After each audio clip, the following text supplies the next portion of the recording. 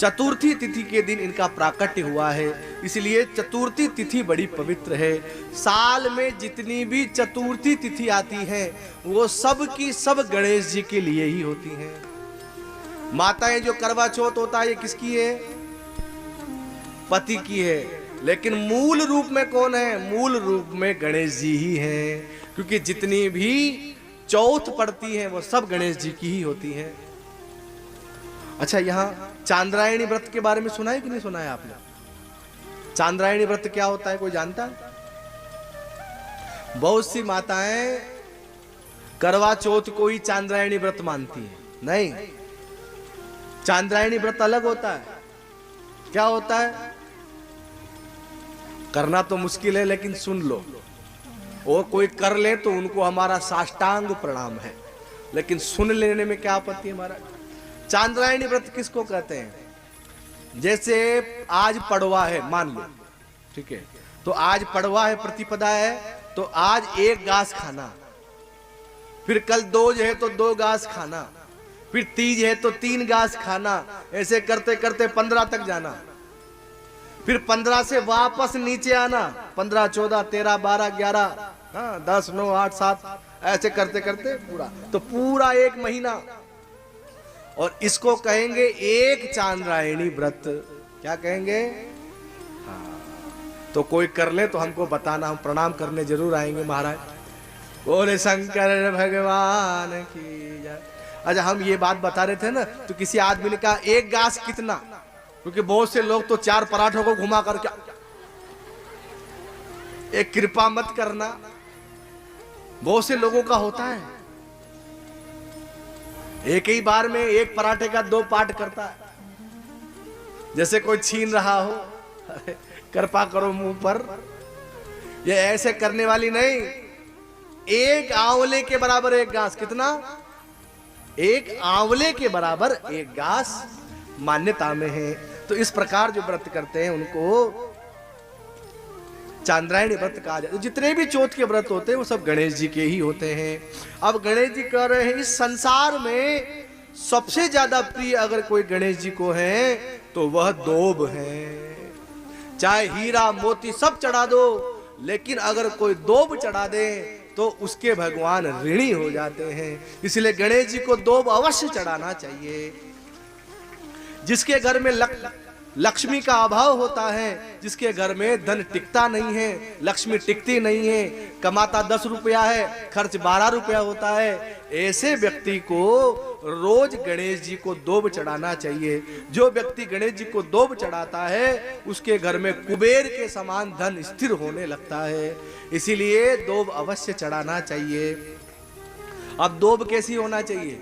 दोब वो ऑस्ट्रेलिया वाली नहीं, आजकल तो दोब भी बहुत कैटेगरीज की होती हैं। कौन सी होना चाहिए? बोले देसी दोब होना चाहिए।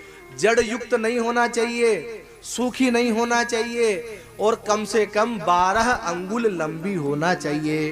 कम से कम 3 गांठ उस दोब में होना चाहिए। इस प्रकार ऐसी दोब को धो करके अंगूठा और अनामिका उंगली से पकड़ करके और फिर गणेश जी को चढ़ाना चाहिए। इस प्रकार गणेश जी को जो चढ़ाता है उससे भगवान बड़े प्रसन्न होते हैं। बोले दोब से ही क्यों प्रसन्न होते हैं? एक राक्षस था, शिव पुराण में तो ये कथा नहीं है, लेकिन अन्य पुराणों में इसकी कथा आती है। एक राक्षस था, उसका नाम था अनलासुर। वो महादेव का परम भक्त था। महादेव से उसने वरदान मांगा कि जब तक कोई मुझे खंडित ना करे तब तक मैं न मरूं। अब कोई मारेगा तो कम से कम खंडित तो करेगा, अरे कोई बाण चलाएगा तो कुछ न कुछ खंड तो होगा। लेकिन उस अनलासुर ने वरदान मांगा कि मैं जब तक न मरूं जब तक कोई मुझे खंडित ना करे। अब तो महाराज अनलासुर बड़ा राक्षस हो गया। आग के गोले का रूप वो लेता था और सब लोगों को तपाता था। सब लोग बड़े परेशान हो गए, महादेव के पास गए। महादेव ये कैसा वरदान इसको दे दिया, हम सब लोग मरने वाले हैं, क्या करें? गणेश जी को बुलाया है महादेव ने, और गणेश जी महाराज बुद्धि के दाता है। गणेश जी ने कहा पिताजी क्या गया है? बोले उस अनलासुर को मार के आओ। उसको क्या वरदान है? बोले बिना खंडित किए हुए मारना है। गणेश जी तो बुद्धि के देवता हैं। गणेश जी ने सोचा इसको कैसे मार सकता हूं, तो गणेश जी वहां गए और वो गोले का, अग्नि का गोले का रूप उसने ले रखा था।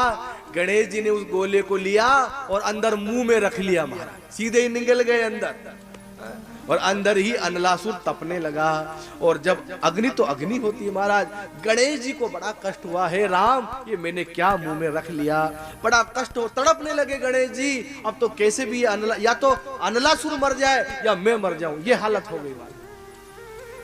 तभी कश्यप ऋषि वहां आए और कश्यप ऋषि ने गणेश जी को तड़पता हुआ देख करके और घास का चूर्ण बनाया और चूर्ण बना करके उसका रस निकाला, और रस निकाल करके जब गणेश जी को पिलाया तो गणेश जी के सीने में शीतलता आ गई, बड़ी ठंडक आ गई। और उस समय गणेश जी ने कहा कि आज से जो मुझे दोब चढ़ाएगा उसकी सारी इच्छाओं को मैं पूरी कर दूंगा। अब देखो कितनी सस्ती सेवा है गणेश जी की, दोब तो कहीं भी मिल जाती है, तो दोब अवश्य चढ़ाना चाहिए। अब किस किस के गणेश जी बनाना चाहिए? बोले धातु के, मूंगे के गणेश जी, जिनके बने बनाए काम बार बार बिगड़ जाते हैं, उनको मूंगे के गणेश जी बना करके उनकी पूजा करना चाहिए। श्वेत अर्क के गणेश जी, उसको क्या बोलते हैं आप लोग? सफेद आंकड़ा, आंकड़े में समझ रहे हैं आप लोग? सफेद जो आंकड़ा होता है उसमें भी गणेश जी होते हैं, वो गणेश जी बड़े पवित्र माने गए हैं। मिट्टी के गणेश जी, मिट्टी के गणेश जी बना करके उनकी पूजा करना चाहिए। हम बड़े भाग्यवान हैं कि जब गणेश चतुर्थी आती है तब सब लोग गणेश जी बनाते हैं और फिर उनका विसर्जन भी करते हैं। लेकिन एक प्रार्थना हमारी है, आजकल हम लोग गलत ट्रैक पे जा रहे हैं। घर में जो गणेश जी रखे हैं, चबूतरे पे जो गणेश जी बैठे हैं, उनके कामी पाठे लगाने का भी समय नहीं है। और पड़ोसी कोई गणेश जी ले आया तो पांडाल लगा करके गणपति बप्पा मोरिया, गणपति बप्पा मोरिया। अरे तेरे बगल में गणेश जी बैठे, उनके तो कामी लगा दे, उनकी तरफ झांक नहीं रहा है, और पड़ोसी गणेश जी ले आया तो ये भी लाएगा। यहां लिखा हुआ है पीओपी के गणेश जी मान्य नहीं है। नहीं, पीओपी नहीं लिखा हुआ है, इसका मतलब यह है कि पीओपी के मान्य नहीं है। उसको क्या बोलते हैं, प्लास्टर ऑफ पेरिस बोलते हो ना, वो गणेश जी मान्य नहीं है। मिट्टी के गणेश जी होना चाहिए, गोबर के गणेश जी होना चाहिए, ये बड़े पवित्र माने गए हैं।